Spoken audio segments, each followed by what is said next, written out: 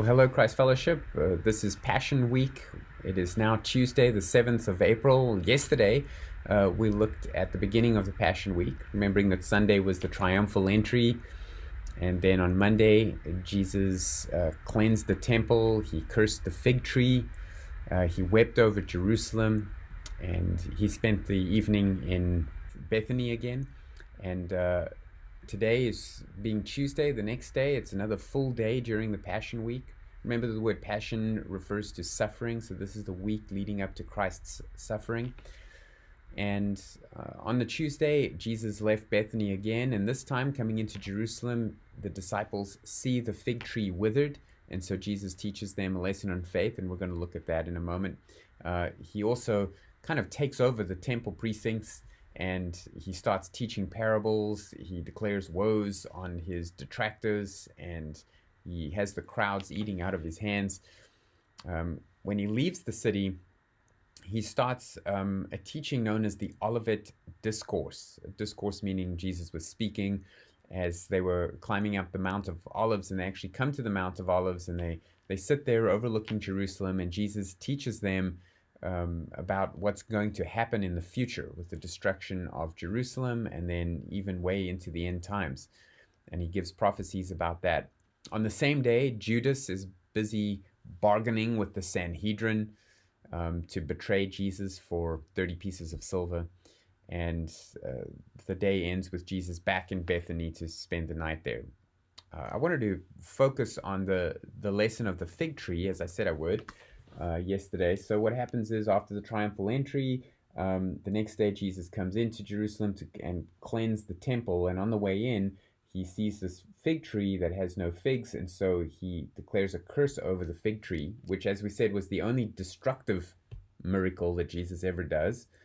And the reason is because he's setting it up for this lesson that he's going to teach. So in Matthew 21 verse 18, it says, "In the morning, as he was returning to the city, he became hungry, and seeing a fig tree by the wayside, he went to it, found nothing on it but only leaves, and he said to it, 'May no fruit ever come from you again.' And the fig tree withered at once."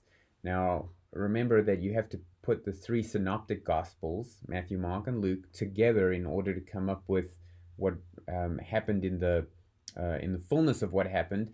Here, Matthew writes it as if the lesson happens at the moment. The fig tree began to wither immediately, but it was the next day. In verse 18, it says, "In the morning, as he was returning to the city, and he became hungry." So this is the next day after the triumphal entry. This is the Monday. The fig tree withers immediately. And Matthew carries on saying in verse 20 that the disciples saw it, and they marveled and said, "How did the fig tree wither at once?"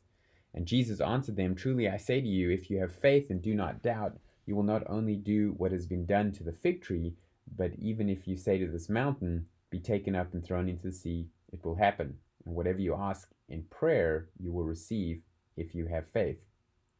And when he entered the temple, the chief priests and the elders of the people came up to him as he was teaching and challenges his authority. And so in Matthew, it looks like that's all happening in one shot. But if you compare it to Mark 11:20, you read Luke chapter 20, verse 36, you read John chapter 12, verse 20, you start to piece it together and realize this is actually happening on the Tuesday.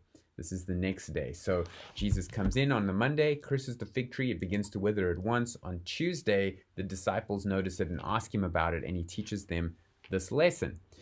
Now, some have misconstrued this to think that anything that you ask for, you can get from Jesus if you have enough faith. Therefore, if you ask Jesus for something and it doesn't happen, you can't do a miracle, you can't throw the fig tree into the ocean, you can't move a mountain, it must be because you are lacking faith. I think that's a misinterpretation of this passage. Nowhere are we ever told to wither fig trees. This was something specific that Jesus was doing here. The point was that Israel was a faithless nation. They were not believing in their Messiah. They were not accepting Jesus as the Lamb of God who would take away the sin of the world. And so they were not producing fruit. The fruit was meant to be that God would bless them, and that the nations would flock to them, and that the whole world would be blessed by seeing what they did. But because they had corrupted Judaism, made it a religion of works righteousness, now there was no real faith in Israel. The very people that were calling Jesus the son of David are the very people by the end of the week who are calling for him to be crucified. So yes, they believed in Jesus, but Jesus did not entrust himself to them. As John tells us, Jesus knew that they weren't believers. And so the cursing of the fig tree really represents the cursing of Israel. You have not produced the fruit that you were meant to, so now you will not produce fruit anymore. And we know what happens next is in the Olivet Discourse that Jesus predicts the destruction of Jerusalem, the destruction of the temple, and how the gospel will go from the Jews to the Gentiles.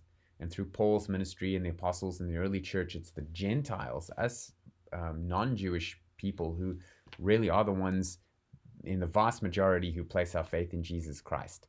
And so here the gospel, it will go out to a new nation, and the fig tree of Jerusalem will wither and perish because of its fruitlessness. We know from other texts that in the end times they will be restored, but for this time of the Gentiles, they have withered and have been unfruitful. And so Jesus, this culminates in Jesus cursing the fig tree and telling the disciples basically, you need to have faith, because if you don't have faith, you can't do anything to please God.